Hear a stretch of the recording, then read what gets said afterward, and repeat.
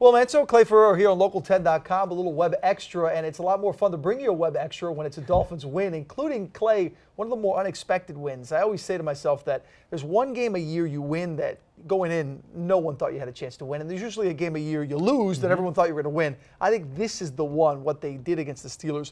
What's your take on what did happen? When you're talking Dolphins, you're talking Super Bowl. Because we're the Miami Dolphins. 2-4 Miami Dolphins. I want to say this, though, and as bad as this team looked at times heading into this Sunday, they're still kind of where we all thought they would be at this point. 2-4. If you had looked at the games coming up, the first 6 games of the season, I would have looked at those first 6 and said they're going to go 2-4.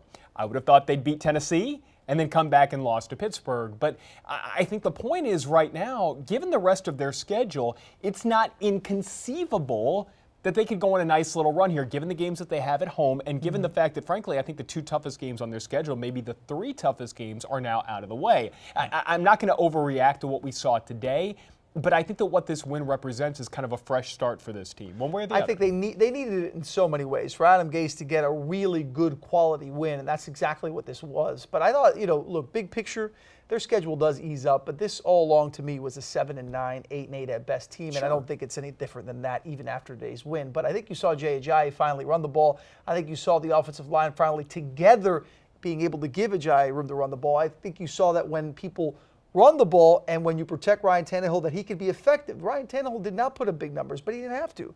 He didn't make big mistakes either. I think that's the way you win football games. And these are all just signs for not necessarily this year, but maybe moving forward. And I thought, too, Clay, the number one key, I think, for me, outside of Ajayi, was the defense. Defense shut down Big Ben and all his receivers. I mean, if the Dolphins are down 10, 13-0 early, they're not running 200 yards with Jay Ajayi. They're having it all Ryan Tannehill, and we know how that usually goes. It was a nice win. Moving forward, though, you have a couple divisional games with the bye there in the middle. What's best case scenario right now over the next month for the Dolphins? I think the Buffalo game tells us everything. And Buffalo's playing really well right now. Tyrod Taylor is playing really well at quarterback. LaShawn McCoy is fantastic. And what Tyrod does is he gives you that added element that you don't know when the quarterback is going to run the ball, so you can't really commit one way or to the other. Even when you think that they're going to pass, you can't take your eyes off him. So you're talking about the Dolphins' defense.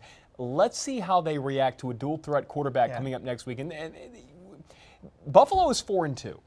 If you find a way to go out there and beat them right now, I think it kind of reinforces what we saw this week. You beat one of the better teams in the NFL today, this Sunday. You do it 2 weeks in a row, then I think the confidence starts to grow that maybe we can go on a little bit of a run. So let's see what happens next weekend before we start to say one way or the other. To me, it doesn't change my long-term, meaning long-term this season prognosis. The Dolphins aren't a playoff team in my mind. I think we all know that. I think we see that this is a team that hopefully could win 7-8 games, maybe make a little run, something like that.